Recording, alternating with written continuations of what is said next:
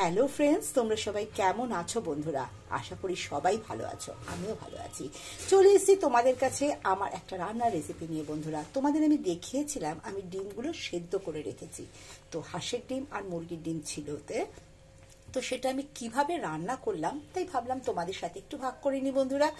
যেটা করেছি সেটা হলো শীতকালে আমি হাঁসের ডিম এইভাবেই বেশিরভাগ সময় রান্না করে থাকি। তো ভাবলাম কি করি তোমাদের একটু দেখাই বন্ধুরা। মুরগির ডিমটা বাড়তি দিয়েছি, মুরগির ডিম আমি এতে সচরাচর দিই না, কারণ অনেকে হাঁসের ডিম খায় না, যার জন্য মুরগির ডিম দেওয়া। তো হাঁসের ডিমটা আমি যেভাবে করে থাকি, এই রান্নাটা করার জন্য আমি কড়াইতে সর্ষের তেল আর 1 চামচ ঘি দিয়েছি। এই রান্নাটা তেল আর ঘি মিশিয়েই আমি করে থাকি বন্ধুরা।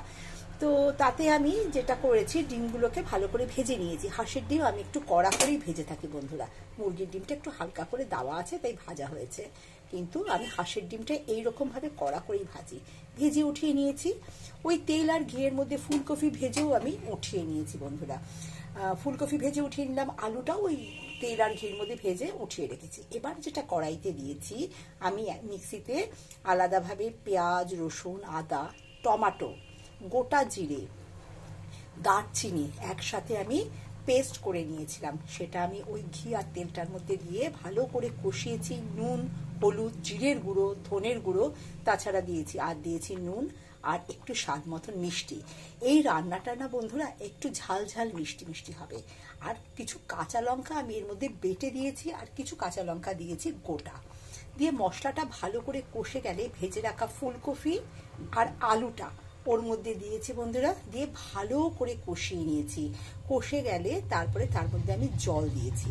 জল দিয়ে যখন আলু আর ফুলকপিটা স্বাভাবিকভাবে যখন সেদ্ধ হয়ে যাবে, তখন ভেজে রাখা ডিমগুলো আমি ওর মধ্যে দিয়েছি এবং নামানোর আগে দিয়ে দিয়েছি ধনে পাতা। আমি কিন্তু এতে আর বাড়তিভাবে কোনো রকম গরম মশলা বা ঘি দিইনি বন্ধুরা, ওই রান্নার সময় যা দেওয়া আছে। আর গরম মশলার মধ্যে শুধুমাত্র দারচিনি কিন্তু আমি পেঁয়াজের সাথে মিক্সিতে বেটেছিলাম, ওতে ছোট এলাচ বা লবঙ্গ বা অন্য কিচ্ছু আর নেই।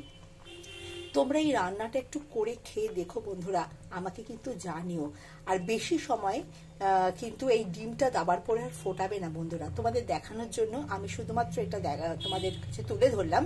ডিমটা ওই ঝোলটা ফুটে গেলে দিয়ে অল্প ফুটিয়েই নামিয়ে দেবে। আর তোমরা তো জানো, বলতে হবে না, ডিমগুলো একটু কেটে কেটে দেবে যাতে ঝোলটা ওর মধ্যে যায়। এই রান্নাটা গরম ভাতের সাথে ভীষণ ভালো লাগে বন্ধুরা। শীতকাল ভোর আমি এই রান্নাটা করে থাকি। আর একটা আমি রেসিপি করে থাকি বন্ধুরা, সেটা আমি তোমাদের কাছে সামান্য একটুখানি বলে রাখছি, তবে অবশ্যই করব, তখন আমি তুলে ধরবো। হাঁসের ডিম, কই মাছ আর ফুলকপি দিয়ে একটা রেসিপি, সেইটা আমি কিভাবে করি অবশ্যই নিয়ে আসছি তোমাদের কাছে কিছুদিন পরে। দেখতে থাকো। তোমরা সবাই সুস্থ থাকো, ভালো থাকো।